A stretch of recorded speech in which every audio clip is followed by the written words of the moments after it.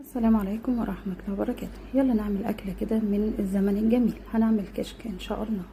جبت حلة على النار وحطيت فيها كوباية من المية ونزلت عليها بمعلقتين 2 بس من الرز المغسول، وهغطي عليها كده واسيبها لغاية ما تستوي خالص. في بولة تانية جبت عندي هنا 3 معالق من الدقيق، بس أنا يا جماعة احتجت معلقة بعد كده فاعتبروا إنهم 4 معالق، وعلبة زبادي وأحطها كده على الدقيق، وادي عليهم كمان كوباية من اللبن. صلى على الرسول عليه الصلاة والسلام. هقلب المكونات دي كلها لغاية ما يمتزجوا جدا مع بعض بالشكل ده، وبعد كده هركنهم عندي، هحتاجهم بعد شوية. شايفين شكلهم عامل ازاي؟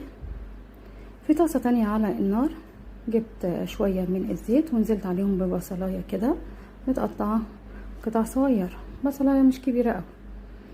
هنا الرز اهو دخل في السوا خالص، استوى جدا والميه تقريبا قربت تنشف.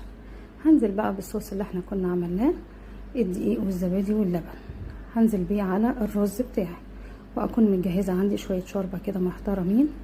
انا كنت مستخدمه شوربه فراخ عاديه، بس كل ما كانت دسمه كل ما كانت حلوه. وهقلب ده كله كده مع بعض، وادي البصل بتاعي اتحمر، هاخد منه شويه كده اخلطهم على الكشك وهو بيستوي. صلى على الرسول عليه افضل الصلاة والسلام. اهو ادي البصل هقلبه كده مع الكشك، وهفضل اقلبه لغاية ما اوصل للقوام اللي انا عايزاه.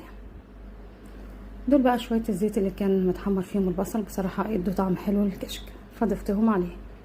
هنا نحط التوابل بتاعتي، ملح مع فلفل اسود، ما حطيتش حاجة اكتر من كده، وافضل بقى مستمرة في التقليب.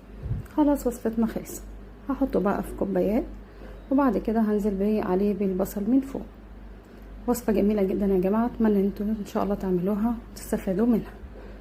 اشوفكم في فيديو جاي ان شاء الله. مع السلامة.